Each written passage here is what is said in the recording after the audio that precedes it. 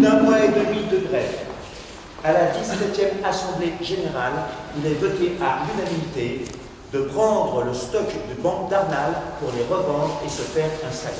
J'avais envie de raconter une histoire autour du banc, que le banc soit le thème principal.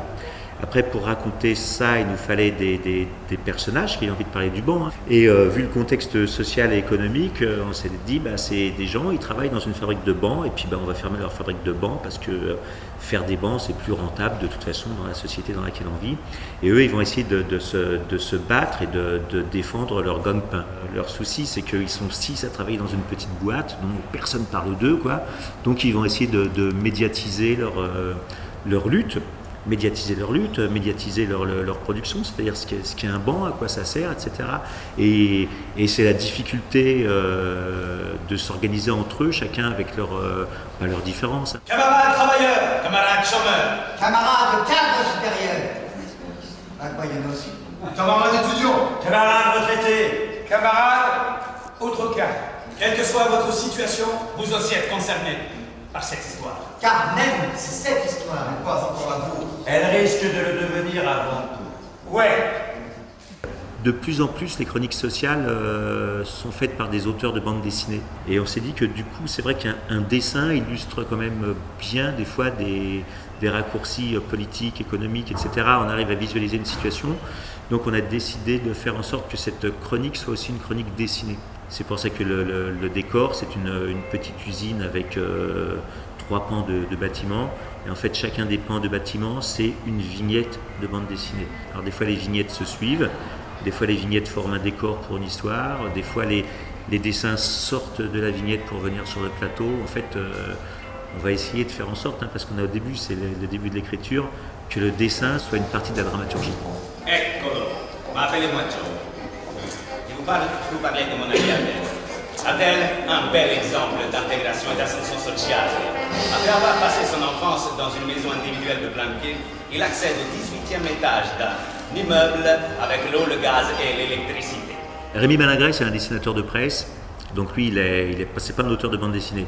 C'est quelqu'un qui fait des dessins sur des sujets d'actualité. Donc nous, ça nous intéressait à ce niveau-là de travailler avec lui. C'est un autre point de vue par rapport à ce qu'on raconte. Donc nous, on raconte une histoire et lui, il donne un point de vue qui est le sien d'illustrateur. D'autre part, lui, il a un graphisme qui est très puissant et avec un usage de la couleur qui est aussi très, très vive, très marquante. Et donc nous, on se disait que pour la rue, c'est pas mal parce qu'on va être sur cette force de dessin comme ça qu'on va envoyer de façon un petit peu furtive des fois. C'est paf, on envoie un dessin, on n'a pas le temps de le voir longtemps, le dessin disparaît. Donc il faut qu'il soit vraiment très... faut qu'il éclabousse un peu le regard, quoi.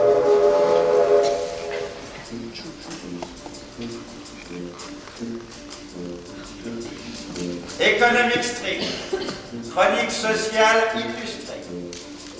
Depuis notre dernière venue ici en mars à l'atelier 231, nous avons été accueillis à nouveau à Châlons-en-Champagne, à Granville et puis ici même à l'atelier 231 pour un temps de construction.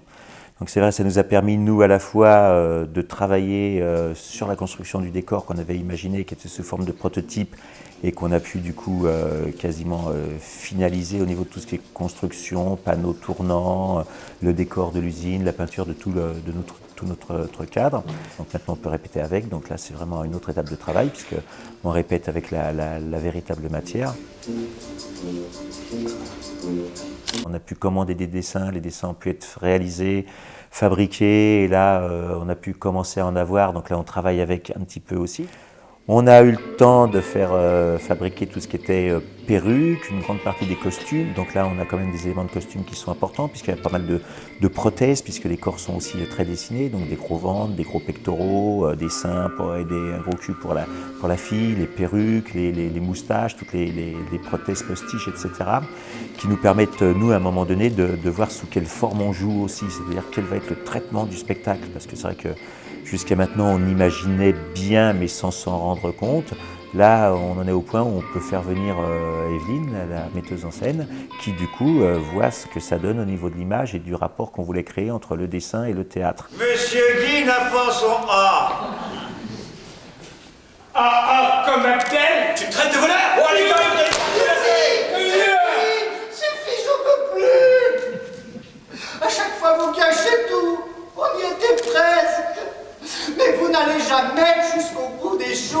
on était venu il y a 1 an, on était venu avec plein de matières, on avait essayé plein de choses, et puis on avait fait une sortie d'atelier où on avait mis un petit peu bout à bout des idées comme ça. On a pu effectivement, à partir des idées qu'on avait, les tester il y a 1 an.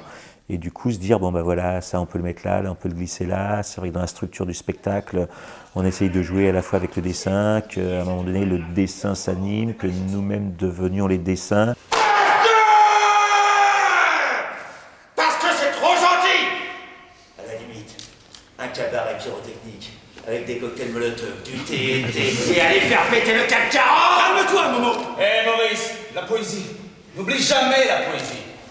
Peu importe. Le principal, c'est qu'on soit vu, entendu, qu'on nous écoute. Là, on va essayer de montrer la forme de jeu, c'est-à-dire avec les costumes, les postiches, une partie des décors, et voir si cette forme de jeu, elle parle ou elle parle pas, si on ne fait pas fausse route. Les visites de chantier, c'est fait pour ça, c'est-à-dire prendre les avis, prendre les températures, voilà, de savoir ce qu'on fait et où on va, comment ça fonctionne, vers quoi on va, qu'est-ce que les gens attendent ou pas, quoi. C'est pour ça que c'est bien les visites de chantier. C'est rassurant, même si on nous dit non, c'est pas bien ça, mais c'est rassurant de dire bon, bah, c'est pas bien ça, allez, on change de fusil d'épaule, etc. Mais du coup, ça nous sert dans le temps, c'est sûr. Ça nous sert sur la construction.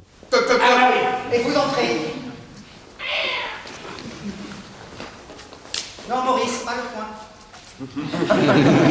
Salut les gars, vous voulez boire? Ouais. Qu'est-ce que je peux pour vous? Eh ben, excusez-moi.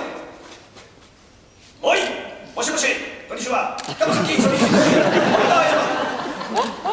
japonais. Oui, Sega Nintendo Haribo Takeda. Désolé les gars, avec cette histoire de revente de l'entreprise, je suis sur bouquet. C'est une opération très délicate et c'est de votre avenir dont il s'agit. Revenez donc me voir plus tard. Et s'il y a vraiment urgence, eh bien Marthe ira vous voir à l'heure de la pause. En attendant, si on veut tirer un bon profit de la vente, on a tous intérêt à finir l'année avec un bon chiffre. Alors, on retourne au boulot. Et on en met un bon coup. C'est le seul conseil que je peux vous donner. Quand on est allé piocher dans les documentaires qui nous ont servi à construire l'histoire, il y a plusieurs choses.